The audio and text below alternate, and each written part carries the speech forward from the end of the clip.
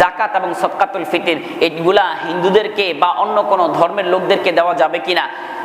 না, যাকাত, সদকাতুল ফিতর, ওয়াজিব এবং ফরজ যে সমস্ত সদকাগুলো আছে এগুলো আপনি হিন্দুদেরকে দিলে বা অন্য কোনো সম্প্রদায়ের লোকদেরকে দিলে আদায় হবে না। এর মানে আবার এটা বোঝার কোনো কারণ নাই যে মুসলিম ধর্মের মধ্যে এরকম মানবিকতা কম, না, এটা ভাবার কোনো কারণ নাই। কারণ যাকাত এবং সদকাতুল ফিতর এটা মুসলমানদের জন্য নির্ধারণ করা হয়েছে। হ্যাঁ, আপনার পার্শ্ববর্তী কোনো হিন্দু ব্যক্তি বা অসহায় ভিন্ন কোনো ধর্মের ব্যক্তি যদি অসহায় থাকে, দুর্বল থাকে, খেতে পায় না, তখন আপনার জন্য আবশ্যক হলো আপনি তাকে নফল সদকা করেন, এমনিতেই সদকা করেন। এটা দায়িত্ব। আজ করোনার সময় যদি কোনো হিন্দু সে যদি আপনার দুর্বল হয়, আর্থিকভাবে অসচ্ছল হয়, তাহলে তাকে দান করা জরুরি। প্রিয় ভাইয়েরা আমার, তবে খেয়াল রাখতে হবে সদকাতুল ফিতর এবং যাকাতের অর্থ, যাকাতের টাকা বা এর কোনো মাল তাদেরকে দিব, দেওয়া যাবে না। যাকাত আমরা দিব, আয়াতের মধ্যে উল্লেখ রয়েছে 8 শ্রেণীর মানুষ এর মধ্যে আমাদের বাংলাদেশে 4 শ্রেণীর মানুষ, গরিব, মিসকিন, এরপরে হলো আপনার ঋণগ্রস্ত ব্যক্তি যারা, এদেরকে দিতে পারেন। আরেকটা হলো মুসাফির। এই 4 শ্রেণীর মানুষকে আপনি দিতে পারেন, যে কাউকে দিবেন আদায় হয়ে যাবে। আপনি যদি নিজের আত্মীয় স্বজনকে দেন তাহলে বেশি ফজিলত পাবেন, কারণ অন্য গরিবকে দিলে আপনি শুধু গরিবকে দিলেন, সদকা দিলেন, আর যদি আত্মীয় স্বজনকে দিলেন তাহলে 2টা ফায়দা। একটা হলো আত্মীয়কে দিলেন, সদকার ফজিলত পাইলেন। আরেকটা হলো যে আপনি সেলায়ে রহিম, আত্মীয়তার সম্পর্কটাও ঠিক রাখলেন, এই জন্য আরো একটা সওয়াব পাবেন। প্রিয় ভাইয়েরা আমার, এরকম ভাবে গরিব, অসহায় বা এতিমখানাগুলো তো আপনি দিতে পারেন, সেখানে যদি দেন সেখানেও আপনি 2টা সদকা পাবেন। দানের সওয়াব পাবেন একটা, আরেকটা সওয়াব পাবেন সদকায়ে জারিয়া হিসাবে। এই তলেবে ইলমরা যে আপনি আপনার এই অর্থ টাকা খেয়ে তারপর যদি তারা কোরআন হাদিস পড়বে, এগুলো পরবর্তী প্রজন্ম থেকে প্রজন্ম পর্যন্ত চলবে, আপনি মরে যাবেন এক সময়, কিন্তু সদকায়ে জারিয়ার যে সওয়াব, এই সওয়াব আপনার কবরের মধ্যে পৌঁছতে থাকবে।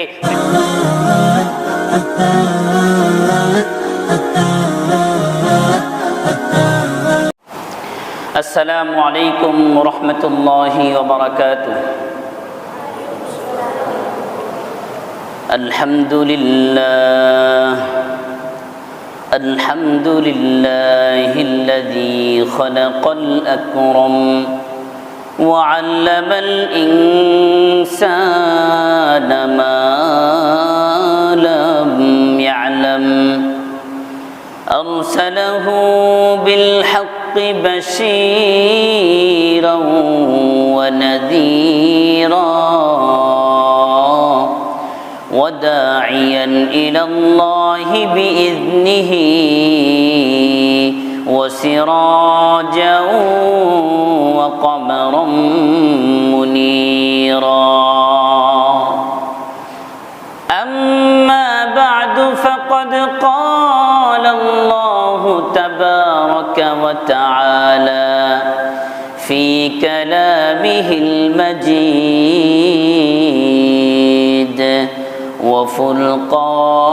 وفرقانه الحميد. أعوذ بالله من الشيطان الرجيم. بسم الله الرحمن الرحيم. إنما الصدقات للفقراء والمساكين والعاملين عليها والمؤلفة قلوبهم وفي الرقاب والغارمين وفي سبيل الله وابن السبيل. وقال النبي صلى الله عليه وسلم عن ابن عباس رضي الله تعالى عنه قال فرض رسول الله صلى الله عليه وسلم زكاة الفطر طهرة للصائم من اللغو والرفث وطعمة للمساكين. صدق الله العلي العظيم وصدق رسوله النبي الكريم ونحن على ذلك لمن الشاهدين والشاكرين والحمد لله رب العالمين اللهم صل على محمد وعلى آل محمد كما صليت على إبراهيم وعلى آل إبراهيم إنك حميد مجيد اللهم بارك على محمد وعلى آل محمد كما باركت على إبراهيم وعلى آل إبراهيم إنك حميد مجيد মুআজ্জাজ মুহতারাম ইসলাম প্রিয় মুসলিয়ান কেরাম, সর্বপ্রথম মহান রব্বুল আলামিনের দরবারে লাখ কোটি শুকর আদায় করছি, যিনি আমাদেরকে আজ মাহে রমজানের 17 তারিখে মসজিদে এসে কাতারবদ্ধভাবে বসে দ্বীনের কিছু বিষয়ে আলোচনা করবার এবং শুনবার তৌফিক এনায়েত করেছেন। সেজন্য সকলেই আল্লাহ পাকের দরবারে শুকরিয়া তান বলবো আলহামদুলিল্লাহ। প্রিয় উপস্থিতি, আজ আমরা সদকাতুল ফিতির এবং ইতিকাফ নিয়ে সংক্ষিপ্ত আলোচনা করব ইনশাআল্লাহ তাআলা। প্রিয় উপস্থিতি, প্রথমে আমরা সদকাতুল ফিতির নিয়ে কিছু আলোচনা করব, তারপর আমরা ইতিকাফ নিয়ে আলোচনা করব ইনশাআল্লাহ তাআলা। সদকাতুল ফিতির, এই সদকাতুল ফিতিরের উপর কয়েকটি ভাগে আলোচনা করব ইনশাআল্লাহ তাআলা, তবে কথাগুলো খুব মনোযোগ সহকারে শুনতে হবে। প্রথমেই আমরা আলোচনা করব সদকাতুল ফিতির কি এবং সদকাতুল ফিতিরের উদ্দেশ্যটা কি। এই ব্যাপারে আমরা যদি আবু দাউদ শরীফের 1609 নম্বর হাদিস দেখি, তাহলে আমরা হাদিসে দেখি ইবনে আব্বাস রাদিয়াল্লাহু তাআলা আনহু থেকে হাদিসটি বর্ণিত। তিনি বলেন, ফরদ রাসূলুল্লাহ সাল্লাল্লাহু আলাইহি ওয়াসাল্লাম যাকাতাল ফিত্রি, বিশ্বনবী সাল্লাল্লাহু আলাইহি ওয়াসাল্লাম সদকাতুল ফিতিরকে ফরজ করেছেন। কি হিসাবে? তুহরাতাল লিসাইমি মিনাল লাগবি ওয়ার রাফাসি, রোজাদারদের জন্য কাফফারা হিসাবে। রোজাদার ব্যক্তি রোজা রেখে যে সমস্ত অন্যায় কাজগুলো করেছে, অশ্লীল কাজগুলো করে ফেলেছে, অনর্থক কাজগুলো করে ফেলেছে, সেই কাজগুলোর জন্য একটা কাফফারা হলো সদকাতুল ফিতর। আরেকটা হলো তু'মাতাল লিল মাসাকিন, গরিব মিসকিন অসহায় যারা, তাদেরও খাবারের ব্যবস্থা হয়ে যায় এই সদকাতুল ফিতরের মাধ্যমে। তো প্রিয় নবীজি সাল্লাল্লাহু আলাইহি ওয়াসাল্লাম হাদিস পাকে ইরশাদ করেন, ফরদ রাসূলুল্লাহ সাল্লাল্লাহু আলাইহি ওয়াসাল্লাম যাকাতাল ফিতরি, নবী সাল্লাল্লাহু আলাইহি ওয়াসাল্লাম সদকাতুল ফিতরকে ফরজ করেছেন। এখানে ফরজ করেছেন এই কথা বলেছেন, ফরদ শব্দ এনেছেন। নবী সদকাতুল ফিতরকে ফরজ করেছেন। কিন্তু আমরা জানি এই যে ফরজ, ওয়াজিব, সুন্নত, নফল, মুস্তাহাব, মুস্তাহসান, এই নামগুলো আল্লাহ বা আল্লাহর রাসূল দিয়ে যান নাই।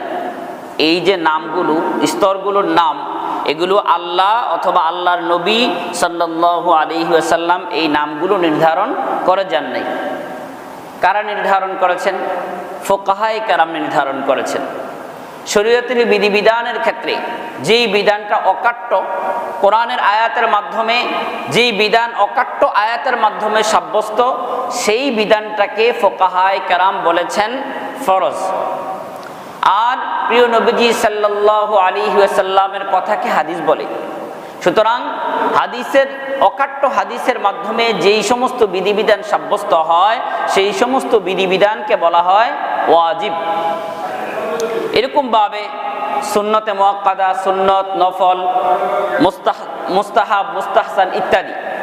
তো উদ্দেশ্য হলো এই যে নামগুলো, এই নামগুলো আল্লাহ এবং আল্লাহর নবী দিয়ে যান নাই, বরং পরবর্তীতে ফুকাহায়ে কেরাম এসে তারপরে কোন বিধানটা কি পরিমাণ শক্তিশালী, কোন বিধানটা কি পরিমাণ শক্তিশালী, যে বিধানটা কোরআনের আয়াতের মাধ্যমে সাব্যস্ত সেটার নাম দিয়েছেন ফরজ, যে বিধানটা অকাট্য হাদিসের মাধ্যমে প্রমাণিত সেই বিধানটার নাম দিয়েছেন ওয়াজিব। সুতরাং বোঝা গেল নবীর কথার মাধ্যমে ফরজ হয় না কোনো বিধান, নবীর কথার মাধ্যমে ওয়াজিব সাব্যস্ত হয়। আল্লাহ পাকের যে কথা, আল্লাহ পাকের যে বিধান, আল্লাহ পাকের যে নির্দেশ, সেই নির্দেশের কারণে ফরজ হয়। নামাজ ফরজ হয়েছে কারণ আল্লাহ বলেছেন আকিমুস সালাহ, এজন্য নামাজটা ফরজ। এরকম ভাবে নবীজি সাল্লাল্লাহু আলাইহি ওয়াসাল্লাম যে বিধান দেন অকাট্যভাবে করতেই হবে, সেই বিধানটা হয় ওয়াজিব। প্রিয় ভাইয়েরা আমার, এখানে প্রিয় নবীজি সাল্লাল্লাহু আলাইহি ওয়াসাল্লাম যদিও বলেছেন যে নবী সাল্লাল্লাহু আলাইহি ওয়াসাল্লাম সাদকাতুল ফিতরকে ফরজ করেছেন, উদ্দেশ্য হবে ওয়াজিব করেছেন। সুতরাং সাদকাতুল ফিতর এটার বিধান হলো ওয়াজিব। তাহলে আমরা বলতে পারি সাদকাতুল ফিতর কি? সাদকাতুল ফিতর হলো ইসলামী বিধিবিধানের একটি ওয়াজিব বিধান। ইসলামী বিধিবিধানের একটি ওয়াজিব বিধান হলো সাদকাতুল ফিতর। এই সাদকাতুল ফিতরের উদ্দেশ্য কি? সাদকাতুল ফিতরের উদ্দেশ্য হলো দুইটা। এক নাম্বার হলো তুহরাতাল লিসাইমি মিনাল লাগবি ওয়ার রাফাস। আমরা মাহে রমজান রাখছি, মাহে রমজানে রোজা রাখা অবস্থায় আমাদের কিছু ভুল ভ্রান্তি হয়ে যায়, যেমন অন্যায় কাজ হয়ে যায়, গুনাহের কাজের মধ্যে অনেক সময় রোজা রাখার পরও আমরা জড়িয়ে পড়ি। এমনি ভাবে অনর্থক কিছু কাজ, যে কাজগুলো আমাদের কোনো প্রয়োজন ছিল না, অনর্থক কাজ, সেই কাজের মধ্যে অনেক সময় আমরা জড়িয়ে পড়ি। তো এর কারণে একটা ত্রুটি হয়ে যায় আমাদের। এই ত্রুটিটা যেন মুছে যায়, ত্রুটিটাকে মুক্ত করে দেওয়ার জন্যই এই সাদকাতুল ফিতর। কেউ যদি সাদকাতুল ফিতর আদায় করে তাহলে তার যে ভুল ত্রুটি হয়েছে সেই ভুল ত্রুটিগুলো আল্লাহ রাব্বুল আলামিন ক্ষমা করে দিবেন এই সাদকাতুল ফিতরের উসিলায়। যেমনি ভাবে আমরা নামাজ আদায় করি, নামাজের মধ্যখানে যদি আমাদের কোনো ওয়াজিব ছুটে যায়, এক বা একাধিক ওয়াজিব ছুটে যায় বা ভুল হয়, তো সেই ক্ষেত্রে আমরা কি করি? নামাজ শেষে আমরা সাহু সিজদা দিই। যদি নামাজ শেষে আমরা সাহু সিজদা দেই তাহলে নামাজের ভিতরে যে ভুলটা হয়েছে এটা আমাদের থেকে মুক্ত হয়ে যায়, অর্থাৎ আমাদের নামাজটা পরিপূর্ণভাবে আল্লাহ রাব্বুল আলামিনের কাছে কবুল হয়ে যায়। ঠিক তেমনি ভাবে মাহে রমজানের রোজা রেখে যে সমস্ত ভুল ভ্রান্তিগুলো আমাদের হয়ে যায়, সেই ভুল ভ্রান্তিগুলোর জন্য আমরা যদি মাহে রমজান শেষে সাদকাতুল ফিতর আদায় করি তাহলে এই সাদকাতুল ফিতরের উসিলায় আল্লাহ রাব্বুল আলামিনও আমাদের রোজার যে ভুল ভ্রান্তিগুলো হয়েছে সেগুলো আল্লাহ রাব্বুল আলামিন ক্ষমা করে দিবেন। সুবহানাল্লাহ। দ্বিতীয় নাম্বার উদ্দেশ্য হলো ওয়াতুমাতাল লিল মাসাকিন। সাদকাতুল ফিতরের দ্বারা উদ্দেশ্য শুধু এটা নয় যে আমার ভুলভ্রান্তি ক্ষমা হবে, শুধু এটা নয়, এটা একটা উদ্দেশ্য। দ্বিতীয় নাম্বার উদ্দেশ্য হলো মিসকিন, অসহায়, দরিদ্র মানুষ যারা খেতে পারছে না, যারা পোশাক পরতে পারছে না, তাদেরকেও যেন আমরা এই সাদকাতুল ফিতর দিয়ে আমাদের যে আনন্দটা আছে, আনন্দের সাথে যেন তাদেরকেও শরীক করতে পারি, আমাদের ঈদের আনন্দের সাথেও যেন তাদেরকেও শরীক করতে পারি, বা তাদের পেটে যেন আমরা কিছু খাবার দিতে পারি, এর জন্য হলো সাদকাতুল ফিতর। সুতরাং সাদকাতুল ফিতরের উদ্দেশ্য হলো দুইটা। এক নম্বর হলো রোজাদার ব্যক্তি রোজা রেখে যে সমস্ত গুনাহের কাজ করেছে এই গুনাহ কাজের জন্য কাফারা। দ্বিতীয় নাম্বার হলো গরিব মিসকিন অসহায় মানুষের জন্য খাবারের ব্যবস্থা করা। প্রিয় ভাইয়েরা আমার, এরপর আমরা যদি সাদকাতুল ফিতর সকলের উপর ওয়াজিব এমনটা নয়, যাকাতের একটা নেসাব আছে, সাদকাতুল ফিতরের একটা নেসাব আছে, এরকম ভাবে কোরবানির একটা নেসাব আছে, হজে যাওয়ার একটা নেসাব আছে। এক একটা নেসাব এক এক রকম। সাদকাতুল ফিতরের নেসাব নিয়ে আজ আলোচনা করব। সাদকাতুল ফিতর কার উপর ওয়াজিব? গত সপ্তাহে আমরা বলেছিলাম যাকাত কার উপর ওয়াজিব। যাকাত যাদের উপর ওয়াজিব নির্দিষ্ট কিছু শর্ত শারায়েতে ওয়াজিব, আবার সাদকাতুল ফিতর নির্দিষ্ট কিছু শর্ত শারায়েতে ওয়াজিব। এমন নয় যাকাত দেখা যাবে যাকাত অনেকের উপর, যাকাত কিছু সংখ্যক মানুষের উপর ওয়াজিব, কিন্তু যাকাত সাদকাতুল ফিতর অনেক মানুষের উপর ওয়াজিব। এমনটা নয় যে যাকাত যাদের উপর ওয়াজিব সাদকাতুল ফিতরও তাদের উপর ওয়াজিব। হ্যাঁ, যাকাত তাদের উপর, যাদের উপর ওয়াজিব, সদকাতুল ফিতর তাদের উপর ওয়াজিব, এটা তো আছেই। সাথে সাথে এমনও ব্যক্তি আছে যাদের উপর জাকাত ফরজ না, ফরজ না, কিন্তু সদকাতুল ফিতর তাদের উপর ওয়াজিব। এরকম অনেক মানুষ আছে। তো আজ আমরা জানবো সদকাতুল ফিতর কাদের উপর ওয়াজিব। কোনো মুসলমান ব্যক্তি যদি ঈদের দিন শবে সাদেকের সময়, কোনো মুসলমান ব্যক্তির কাছে যদি ঈদের দিন শবে সাদেকের সময় তার নিজ প্রয়োজনের অতিরিক্ত, নিজ প্রয়োজনীয় বস্তু আদি বাদ দিয়ে তার কাছে যদি 52.5 তোলা রূপা বা তার সমপরিমাণ অর্থ থাকে, তাহলে সেই ব্যক্তির উপর সদকাতুল ফিতর দেওয়া ওয়াজিব। আবার বলছি, কোনো মুসলমান ব্যক্তির উপর ঈদের দিন শবে সাদেকের সময়, ব্যক্তি মুসলমান হতে হবে, ঈদের দিন শবে সাদেকের সময়টা পেতে হবে। এখানে আরো একটা বিষয়, শুধু মুসলমানের কথা বলা হয়েছে, সুতরাং এখানে কোনো নাবালিগ সন্তান যদি, তার যদি সম্পদ থাকে, তাহলে তার সম্পদ থেকে তার সদকাতুল ফিতর দিতে হবে। কোনো পাগলের যদি সম্পদ থাকে, অঢেল সম্পদ পাগলের, তাহলে এই পাগলের যে সম্পদ আছে, এই সম্পদ থেকে সদকাতুল ফিতর দেওয়া আবশ্যক, দিতে হবে। কিন্তু নাবালেগ এবং পাগলের সম্পদ যদি থাকে অঢেল, তাহলে তাদের সম্পদের উপর যাকাত আসবে না, কিন্তু সদকাতুল ফিতর দিতে হবে তাদের যদি সম্পদ থাকে। তাহলে কোনো মুসলমান ব্যক্তির কাছে ঈদের দিন শবে সাদেকের সময়, ঈদের দিন অর্থাৎ এই যে রমজানের পরে যে ঈদ আসছে, এই ঈদুল ফিতরের দিন শবে সাদেকের সময়, এই সময়টা যদি সে পায়, যদি ঈদের দিন শবে সাদেকের সময় কেউ না পায়, তাহলে তার উপর সদকাতুল ফিতর ওয়াজিব হবে না। মনে করেন এক ব্যক্তি শবে সাদেকের আগেই ইন্তেকাল করেছেন, তাহলে তার উপর এই সদকাতুল ফিতর দেওয়া ওয়াজিব না, ওয়াজিব ছিল না। আবার কোনো ব্যক্তি যদি শবে সাদেকের পূর্বে ইন্তেকাল করে, তাহলে তার উপর সদকায়ে ফিতর দেওয়া ওয়াজিব ছিল না। কিন্তু এই ব্যক্তি যদি শবে সাদেকের পরে মারা যায়, যেমন ঈদের দিন সকালবেলা কোনো ব্যক্তি ইন্তেকাল করেছেন, তাহলে তার সম্পদ থেকে সদকাতুল ফিতর দেওয়া তার উপর ওয়াজিব ছিল। এরকম ভাবে কোনো সন্তান যদি শবে সাদেকের আগে জন্মগ্রহণ করে, তাহলে পিতার জন্য আবশ্যক হলো এই সন্তানের এই সদকাতুল ফিতর দেওয়া। আর কোন সন্তান যদি শবে সাদেকের পরে জন্মগ্রহণ করে, তাহলে তার সদকাতুল ফিতর দিতে হবে না। কারণ আমরা বলেছিলাম শর্ত হলো শবে সাদেকের যে সময়টা, এই সময়টা পাওয়া। প্রিয় ভাইয়েরা আমার, তো কোনো মুসলমানের কাছে যদি ঈদের দিন শবে সাদেকের সময় নিজের প্রয়োজনীয় বস্তু আদি বাদ দিয়ে, প্রয়োজনীয় বস্তু আদি বাদ দিয়ে মানে নিজের যা যা প্রয়োজন, মনে করেন একজন মানুষের জন্য কতগুলো জামা প্রয়োজন, অতিরিক্ত কাপড়, অতিরিক্ত জামা কাপড় আছে, এটার উপরও দিতে হবে। এটা বুঝবেন কিভাবে? যেমন একজন লোক, তার এত পরিমাণ জামা, সে সারা বছরও ওই জামাটা, এক বছরের মধ্যে কোনোদিন এই জামাটা সে পরিধান করতে হয় না, তাহলে ওই জামাটার মূল্য ধরতে হবে।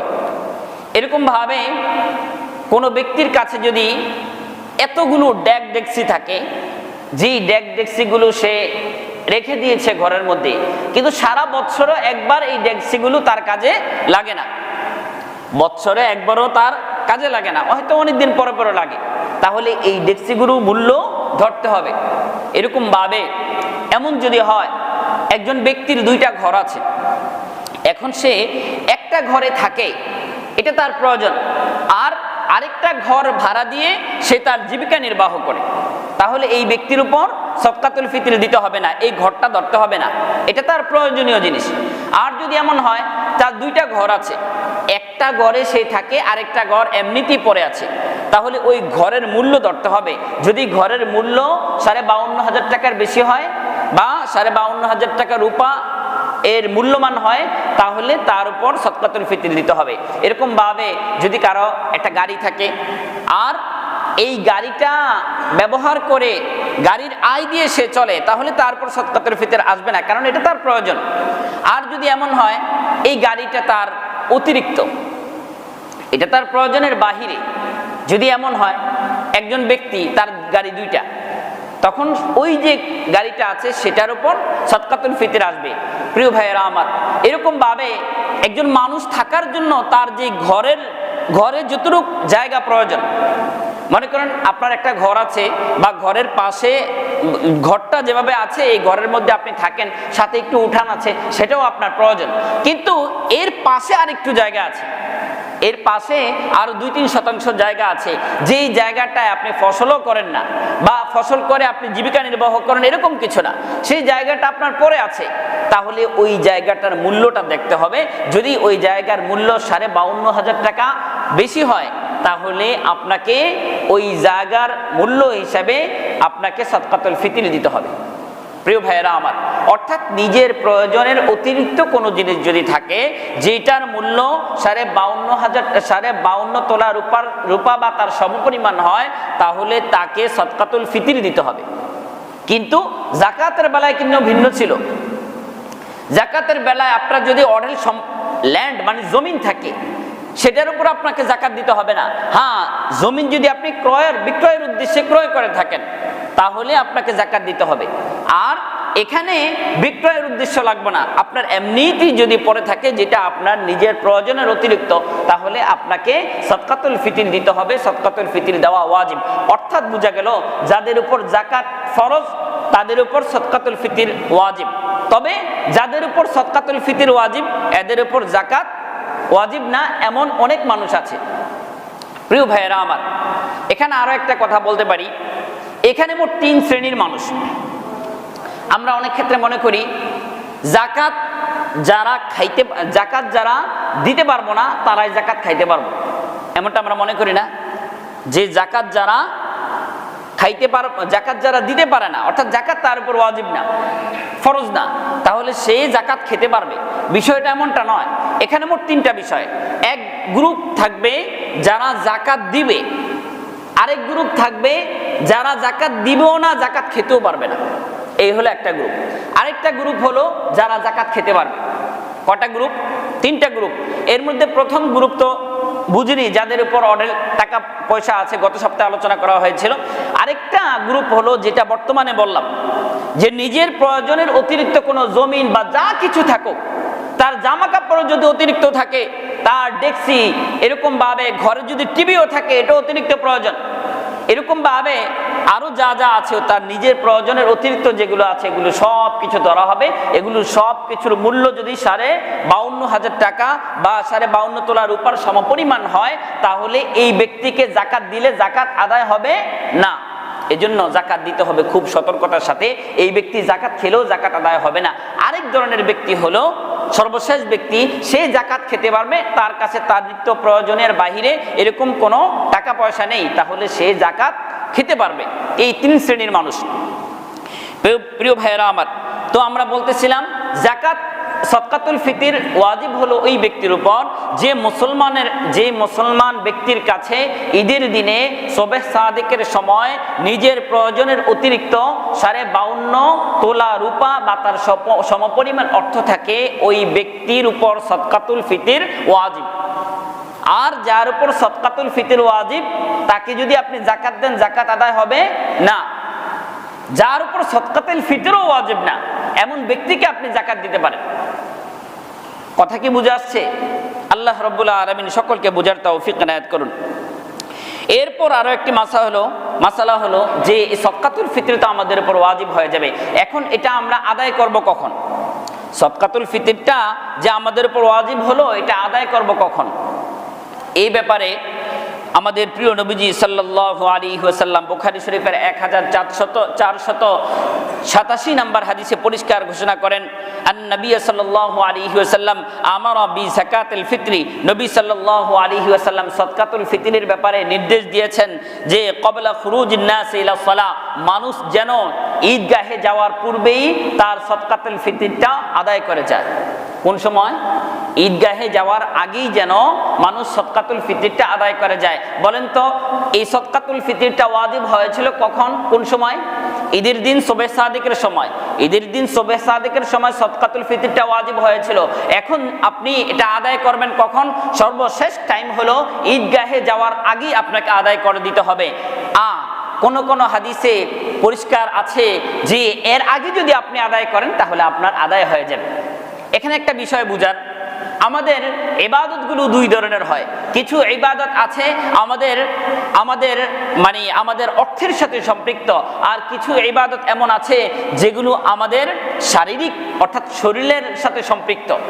তো যেই সমস্ত ইবাদতগুলো আমাদের শারীরিকভাবে শরীর ব্যয় করে তারপর করতে হয়, কষ্ট করে তারপর আদায় করতে হয়, শরীর ব্যবহার করে করতে হয়, যেমন নামাজ পড়তে হলে কষ্ট করে করতে হয় না, শরীর ব্যয় করতে হয়, শ্রম দিতে হয়, শ্রম দিয়ে তারপর করতে হয়।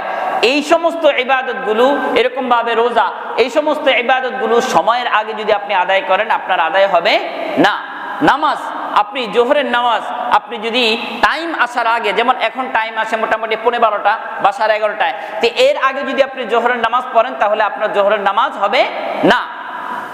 এরকম ভাবে রমজান মাস আসার আগে যদি আপনি রোজা রাখেন, সমস্ত ইবাদতগুলো আপনার শরীরের সাথে সম্পৃক্ত, এই সমস্ত ইবাদতগুলো আপনি সময়ের আগে আদায় করতে পারবেন না।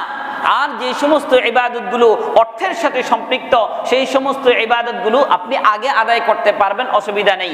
আপনি যদি যাকাত 2 বছরের অগ্রিম যদি আদায় করে দেন আপনার যাকাত আদায় হয়ে যাবে।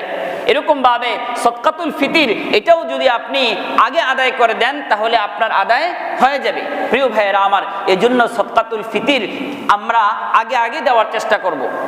যদি আমরা এখন আদায় করি, রমজানের আগে আদায় করি বা রমজানের ভিতরে আদায় করি, অথবা শেষ সময়টা হলো ঈদের দিন ঈদগাহে যাওয়ার আগে, এর মধ্যে যদি আমরা আদায় করে দিই তাহলে আদায় হয়ে যাবে। প্রিয় উপস্থিতি, এখন কথা হলো ঈদের পরে যদি আমরা আদায় করি তাহলে কি আদায় হবে না? ঈদের পরে যদি আমরা আদায় করি তারপরেও আদায় হবে, তবে সেই আদায়টা ঈদের আগে আদায় করার যে একটা ফজিলত, সদকাতুল ফিতরের যে একটা ফজিলত, সেই ফজিলতটা আপনি পাবেন না, বরং অন্যান্য নফল সদকা যেরকম আদায় করলে আপনি সওয়াব পাবেন এরকম সওয়াব পাবেন। প্রিয় ভাইয়েরা আমার, এজন্য আমাদের খুব সতর্ক থাকতে হবে। ঈদগাহে যাওয়ার আগে কমপক্ষে এই মাহে রমজানের ভিতরেই আমরা আমাদের যে সদকাতুল ফিতর এটা আমরা আদায় করে দিব ইনশাআল্লাহু তাআলা। প্রিয় ভাইয়েরা আমার, আরেকটি মাসালা হলো যে কার পক্ষ থেকে আমরা আদায় করব। সদকাতুল ফিতর তো বললাম কার উপর আবশ্যক, যার উপর সদকাতুল ফিতর আবশ্যক সে কাদের পক্ষ থেকে আদায় করবে? নিজের পক্ষ থেকে সদকাতুল ফিতর দিবে এবং নিজের অপ্রাপ্ত বয়স্ক সন্তানের পক্ষ থেকে দিবে। কথা বুঝবেন, নিজের পক্ষ থেকে দিবে। নিজের অপ্রাপ্ত বয়স্ক সন্তান যদি গরিব হয়, সাধারণত নিজের অপ্রাপ্ত বয়স্ক সন্তান তো গরিবই হয়, কিন্তু দেখা যায় মাঝে মাঝে নিজের অপ্রাপ্ত সন্তান হলেও তার নামে অ্যাকাউন্টে লক্ষ কোটি টাকা থাকে, যদি থাকে তাহলে তার সম্পদ থেকে দিবেন, আর আপনি দিলেও আদায় হয়ে যাবে। কিন্তু নিজের পক্ষ থেকে আদায় করতে হবে, নিজের অপ্রাপ্ত বয়স্ক সন্তানের পক্ষ থেকে আদায় করাও ওয়াজিব। হ্যাঁ, নিজের প্রাপ্তবয়স্ক সন্তানের পক্ষ থেকে আদায় করা ওয়াজিব নয়, নিজের স্ত্রীর পক্ষ থেকে আদায় করা ওয়াজিব নয়। তবে যদি আপনি নিজের প্রাপ্তবয়স্ক সন্তান অর্থাৎ বালেগ সন্তানের পক্ষ থেকে এবং স্ত্রীর পক্ষ থেকে আদায় করে দেন তাহলে সেটা উত্তম, কিন্তু আপনার জন্য সেটা জরুরি নয়। যদি আদায় করে দেন তাহলে সেটা উত্তম। এজন্য ওয়াজিব হলো নিজের পক্ষ থেকে, নিজের অপ্রাপ্ত বয়স্ক সন্তানের পক্ষ থেকে যাকাতুল ফিতর অর্থাৎ সদকাতুল ফিতর আদায় করে দেওয়াটা ওয়াজিব। এরকম ভাবে আরো একটা মাসালা হলো যে সদকাতুল ফিতর তো আমরা দিব, তো যে ব্যক্তি সদকাতুল ফিতর দিবেন ওই ব্যক্তি তো আমেরিকা লন্ডনে বসবাস করে, তাহলে সে কোন হিসাবে দিবে? আমাদের বাংলাদেশ হিসাবে দিবে না সেই আমেরিকার হিসাবে দিবে?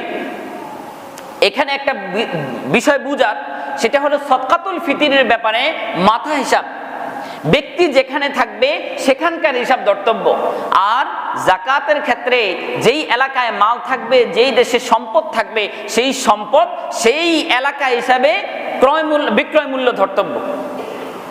আপনার এলাকায় আপনি থাকেন আমেরিকায়, কিন্তু আপনার অঢেল সম্পদ আছে বাংলাদেশে, আপনার জমিন আছে, যে জমিন বিক্রি করার জন্য আপনি রেখেছেন, তাহলে এই সম্পদটা আমেরিকার মূল্য হিসাবে ধরলে হবে না, এটা বাংলাদেশের মূল্য হিসাবে ধরতে হবে। কারণ যাকাতের ব্যাপারে সম্পদ যেখানে থাকবে সেখানটা হিসাব, আর সদকাতুল ফিতরের ব্যাপারে আপনার মাথা যেখানে থাকবে সেখানের হিসাব। অর্থাৎ আপনি যদি আমেরিকা থাকেন তাহলে আমেরিকার হিসাব ধর্তব্য। আমেরিকায় আপনার দেখতে হবে 100 যদি হয় তাহলে এটা সামনে আসছে, আমেরিকার যে মূল্যটা হবে ওই মূল্য হিসাবে ধরতে হবে, বাংলাদেশের মূল্য হিসাবে ধরলে হবে না। আর বাংলাদেশে যদি থাকে, আমেরিকায় থেকে যদি আপনি বাংলাদেশে আদায় করতে চান তাহলে আমেরিকার যে মূল্য সেই মূল্যটা বাংলাদেশে আদায় করবেন। আর আপনি যদি বাংলাদেশে থাকেন আমেরিকা আদায় করতে চান তাহলে বাংলাদেশের যে মূল্য সেই মূল্য আপনি আমেরিকায় আদায় করবেন। আল্লাহ রাব্বুল আলামিন আমাদেরকে বুঝার তৌফিক দান করুন। এমনি ভাবে আরো একটা মাসালা হলো, সবচাইতে গুরুত্বপূর্ণ মাসালা হলো কি দিয়ে আমরা আদায় করব। সদকাতুল ফিতর তো আমরা আদায় করব, এখন কি দিয়ে আমরা আদায় করব, কোন হিসাব ধরে আদায় করব? সদকাতুল ফিতর আদায় করব 5টা জিনিসের মাধ্যমে। 5টা জিনিস হলো, 1 নম্বরে হলো খেজুর, কিশমিশ, পনির, জব, গম বা আটা, মোট 5টা জিনিস। 1 নম্বর হলো খেজুর, কিশমিশ, পনির, জব, আরেকটা হলো আটা বা গম। এই হলো 5 প্রকার। এই 5 প্রকার জিনিসের মাধ্যমে আপনি সদকাতুল ফিতর আপনাকে আদায় করতে হবে। এখন যেটা বলার যে এই 5 প্রকার জিনিসের মধ্যে প্রথম যে 4 প্রকার অর্থাৎ খেজুর, কিশমিশ, জব, পনির, এই 4 প্রকার জিনিস যদি হয় তাহলে আপনাকে দিতে হবে আপনার 100 পরিমাণ, অর্থাৎ প্রায় আপনার আমরা যে হিসাব করি তাহলে 3 কেজি 270 গ্রাম। আপনি যদি খেজুরের মাধ্যমে দিতে চান তাহলে 3 কেজি 270 গ্রাম এর মূল্য কত হয়? হয়তো 3 কেজি 270 গ্রাম দিতে পারেন, খেজুর কাউকে দিতে পারেন, অথবা 3 কেজি 270 গ্রামের মূল্য কত হয় সেই মূল্যটাও আপনি দিতে পারেন। এরকম ভাবে যদি আপনি কিশমিশ ধরেন হয়তো বা আপনার 1-1.5 হাজার টাকা আসতে পারে। এরকম ভাবে আপনি যদি এই পরিমাণে দিতে হবে 3 কেজি 270 গ্রাম। পনির যদি আপনি দিতে চান 3 কেজি 270 গ্রাম দিতে পারেন, সেখানে হয়তো বা আপনার 2310 টাকা হয়তো আসতে পারে, বা এরকম এটা হিসাব করে নেবেন। এরকম ভাবে যদি আপনি জব দেন তাহলে হয়তো 250-300 টাকা আসতে পারে। প্রিয় ভাইয়েরা আমার, তাহলে আপনি যদি এই প্রথম 4 প্রকারের মাধ্যমে দিতে চান তাহলে আপনাকে দিতে হবে 100, অর্থাৎ 3 কেজি 270 গ্রাম হিসাবে দিতে হবে। আমরা স্বাভাবিকভাবে হিসাবে ধরি 350 গ্রাম। কতটুকু ধরি আমরা? 350 গ্রাম সতর্কতা স্বরূপ দিই, কারণ এখানে 3 কেজি 270 গ্রাম। 3 কেজি 270 গ্রাম তো 3.5 কেজি হয় না, 3.5 কেজিতেই কম থাকে, কিন্তু সতর্কতা হিসাবে আপনি 3 কেজি 3.5 কেজি দিতে পারেন। হ্যাঁ, আপনি যদি 3 কেজি 270 গ্রাম দিতে পারেন কাটায় কাটায় আপনারটা আদায় হয়ে যাবে। আর যদি আপনি পঞ্চম যে প্রকার আছে গম বা আপনার আটা, সেখানে যদি দিতে চান তাহলে 100 না, সেখানে হলো 1/2 হলে পরিমাণ হয় 1 কেজি 635 গ্রাম। কত ভাই? 1 কেজি 635 গ্রাম। 1 কেজি 635 গ্রাম কিন্তু 2.25 কেজি হয় না, 2.25 কেজির কম হয়, কিন্তু সতর্কতার স্বরূপ 2.25 কেজি আপনি দিবেন। 2.25 সেরও দিতে পারেন, 2.25 কেজিও দিতে পারেন। যদি 2.25 কেজি দেবেন তাহলে আপনার আদায় হয়ে যাবে, যেটা ইসলামিক ফাউন্ডেশন থেকে বর্তমানে হিসাব করা হয় 70 টাকা, সর্বনিম্ন ধরা হয়েছে 70 টাকা। হ্যাঁ, আর ইসলামিক ফাউন্ডেশনের কথা যদি আপনি সেটা তো একটা ঘোষণা দিয়েছে, এভাবে না দিয়ে যদি আপনি নিজে হিসাব করে দেন 1 কেজি 635 গ্রাম এই হিসাবেই যদি দেন তাহলে আদায় হবে, কিন্তু এর কমই যদি হয় তাহলে আপনাকে দিলে আপনার আদায় হবে না।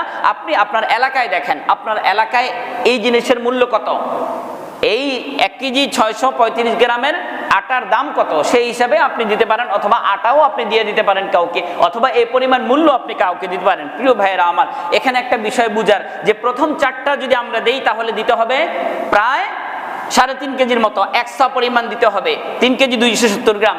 আর যদি শেষেরটা দিই, গমেরটা দিই বা আটারটা দিই, তাহলে সেখানে আমাদের দিতে হবে 70 টাকা বা সামথিং। তো 1 কেজি 635 গ্রামের মূল্য যা হয় সেটা আমরা দিতে পারি। এখানে এই কথা বলার কোনো কারণ নাই যে সেখানে 4 জিনিস আবার দাম বেশি, আবার এখানে গম তাও কম আবার দামও কম, এগুলো বলার কোনো কারণ নাই। তার কারণ হলো শরীয়তে কোরআন হাদিসে এভাবে আছে, এজন্য এভাবে দিতে হবে। প্রিয় ভাইয়েরা আমার, এখন একটা বিষয় বোঝার, সেটা হলো যে আমরা এই যে 5টা কথা বলা হলো, 5টা পরিমাপের কথা বলা হলো, এখন আমরা কে কোনটা দিব? আপনার যদি অঢেল টাকা পয়সা থাকে, কোটি টাকার মালিকও আপনি হন, আপনি যদি সর্বনিম্ন অর্থাৎ 70 টাকাও যদি আপনি দেন আদায় হবে। কিন্তু এটা মানবিক হবে না। বরং যে ব্যক্তির অর্থ সম্পদ যে পরিমাণ আছে আপনি সেই পরিমাণ দেন। আপনি গরিব, আপনি স্বাভাবিক মানুষ, কিন্তু সদকাতুল ফিতর আপনার উপর ওয়াজিব, তাহলে আপনি 70 টাকা দেন। আর আপনার যদি আরো অঢেল টাকা থাকে, আপনি কোটিপতি, সেই ক্ষেত্রে আপনি যদি 70 টাকা দেন, তাহলে এটা কি হলো? এজন্য আপনি 70 টাকা দিবেন না। আপনার মাথার দাম কি 70 টাকা? আপনার ব্যক্তির দাম কি 70 টাকা? এজন্য আপনি আপনার নিজের দাম কমাবেন না, বরং যতটুকু সম্ভব বাড়িয়ে দিবেন। আপনি খেজুর দেন, খেজুরের মূল্য 100 টাকা 80 টাকা কেজিও খেজুর আছে না, তো সেখানে যদি 3.5 কেজি আপনি দেন বা 3 কেজি 270 গ্রাম দেন, তাহলে মোটামুটি 400 টাকা, 350 টাকা আসে, তাই না? আবার আপনার 1-1.5 হাজার টাকা খেজুরের দামও আছে, সেটাও দেন, আপনার 3-4-5 হাজার টাকাও হয়ে যাবে। এরকম ভাবে কিসমিস আছে, আপনার যে যেটা দিতে পারেন, কিসমিস আছে, এরপরে জব আছে, পনির আছে। পনিরের মূল্য দেন, আপনার পনিরের মূল্য সবচেয়ে বেশি বর্তমানে ধরা হয়। ইসলাম ফাউন্ডেশন থেকে যেটা ঘোষণা দিয়েছে 2310 টাকা। আপনি 2310 টাকা দেন, আপনি কেন 70 টাকা দিবেন? তো প্রিয় ভাইরা আমার, চেষ্টা করব যতদূর সম্ভব বেশি দেওয়ার জন্য। আমার তৌফিক অনুযায়ী আমি যতটুকু বেশি দিব সেটা আমার হবে। হ্যাঁ, আমার যেটুকু সদকাতুল ফিতির পাওয়া দরকার, আপনার সদকাতুল ফিতির হলো 3 কেজি 270 গ্রাম বা 1 কেজি 635 গ্রাম, কিন্তু আপনি দিলেন 1.5 কেজি, আপনি দিলেন 3.5 কেজি, আপনি দিলেন 2.5 কেজি বা 3.5 কেজি, সেই ক্ষেত্রে অতিরিক্ত যে কয়েক গ্রাম আপনি দিলেন, এটা আপনার নফল সদকা হবে, এটা আপনার নফল সদকা হবে, কিন্তু কম দিলে আপনার আদায় হবে না। প্রিয় ভাইয়েরা আমার, আল্লাহ রাব্বুল আলামিন আমাদেরকে বোঝার তৌফিক দান করুন। প্রিয় ভাইয়েরা আমার, এরপর আরো একটা বিষয় হলো, আমরা অনেক সময় হীনমন্যতার মধ্যে থাকি যে টাকা যদি দিয়ে আমরা এই সদকাতুল ফিতর আদায় করি তাহলে আদায় হবে কিনা। হ্যাঁ, নিশ্চিতভাবে আস্থার সাথে আপনারা দিতে পারেন। টাকা দিয়ে যদি আপনারা সদকাতুল ফিতর আদায় করেন তাহলে আদায় হবে। এই ব্যাপারে মুসান্নাফ ইবনে আবি শাইবা এই কিতাবের 10371 নম্বর হাদিসে পরিষ্কার রয়েছে। আন জুহাইর রাদিয়াল্লাহু তাআলা আনহু থেকে বর্ণিত, তিনি বলেন, সামি'তু আবা ইসহাক রাদিয়াল্লাহু তাআলা আনহু ইয়াকুল, আবু ইসহাক রাহমাতুল্লাহি আলাইহি তিনি বলেন, আদরাকতুহুম ওয়া হুম ইয়াতুনা ফি সাদকাতি রমাজান আদ-দিরাহিমা বিকিমাতি আত-তাআম। অর্থাৎ সাহাবায়ে কেরাম, এক তাবী বলেন যে সাহাবায়ে কেরামকে আমি এরকম টাকা দিয়ে, মূল্যের বিপরীতে টাকা দিয়ে সদকাতুল ফিতর দিতে আমি দেখেছি, তারা এরকম সদকাতুল ফিতর দিতেন। এই জন্য আমরা যদি সদকাতুল ফিতর টাকা দিয়ে দিই তাহলে এটা আমাদের আদায় হবে। এরকম ভাবে যদি আমরা কাপড় চোপড় বা খাবার অন্য কিছু দিই তাহলে সেগুলো আদায় হবে। প্রিয় ভাইয়েরা আমার, আমাদের বাংলাদেশের প্রধান খাবার হলো ভাত।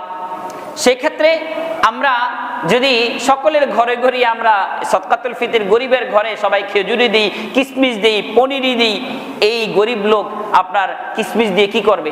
3.5 কেজি কিসমিস দিয়ে গরিব লোককে কি করবে? আপনি তাকে দিবেন 3.5 কেজি কিসমিস, আর সে কি করবে? আপনি তাকে কাপড় দিবেন, এই ব্যক্তি কাপড়টা কি করবে? অর্ধেক মূল্যে বিক্রি করে দিবে।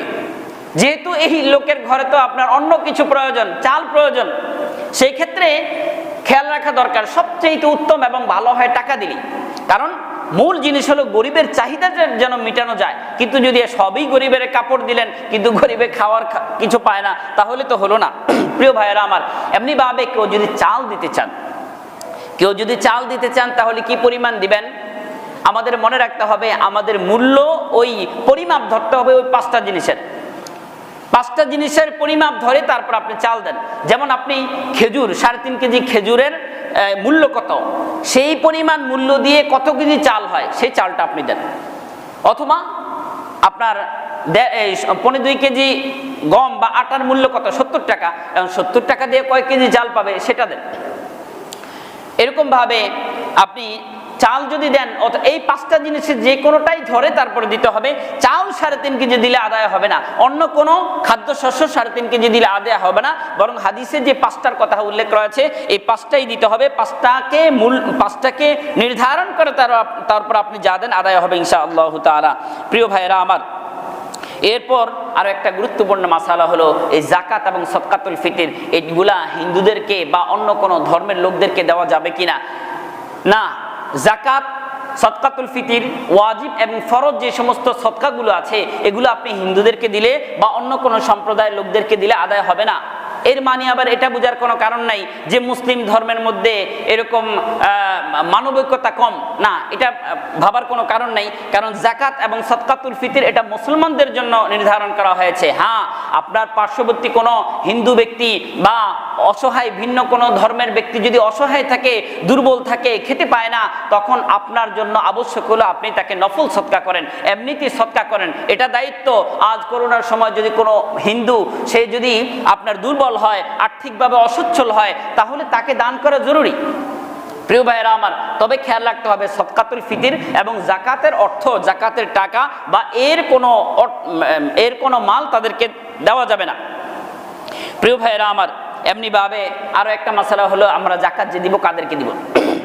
যাকাত আমরা দিব, গত সপ্তাহে বলা হয়েছে, আয়াতের মধ্যে উল্লেখ রয়েছে 8 শ্রেণীর মানুষ। এর মধ্যে আমাদের বাংলাদেশে 4 শ্রেণীর মানুষ, গরিব, মিসকিন, এরপরে হলো আপনার ঋণগ্রস্ত ব্যক্তি যারা, এদেরকে দিতে পারেন। আরেকটা হলো মুসাফির। এই 4 শ্রেণীর মানুষকে আপনি দিতে পারেন, যে কাউকে দিবেন আদায় হয়ে যাবে।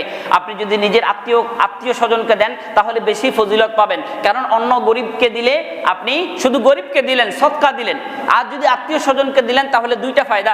একটা হলো আত্মীয়কে দিলেন, সদকার ফজিলত পাইলেন। আরেকটা হলো যে আপনি সেলায় রহিম, আত্মীয়তার সম্পর্কটাও ঠিক রাখলেন, এই জন্য আরো একটা সওয়াব পাবেন। প্রিয় ভাইয়েরা আমার, এরকম ভাবে গরিব, অসহায় বা এতিমখানাগুলোতেও আপনি দিতে পারেন, সেখানে যদি দেন সেখানেও আপনি 2টা সদকা পাবেন। দানের সওয়াব পাবেন একটা, আরেকটা সওয়াব পাবেন সদকা জারিয়া হিসাবে। এই তলেবে ইলমরা যে আপনি আপনার এই অর্থ টাকা খেয়ে তারপর যদি তারা কোরআন হাদিস পড়বে, এগুলো পরবর্তী প্রজন্ম থেকে প্রজন্ম পর্যন্ত চলবে, আপনি মরে যাবেন এক সময়, কিন্তু সদকায়ে জারিয়ার যে সওয়াব, এই সওয়াব আপনার কবরের মধ্যে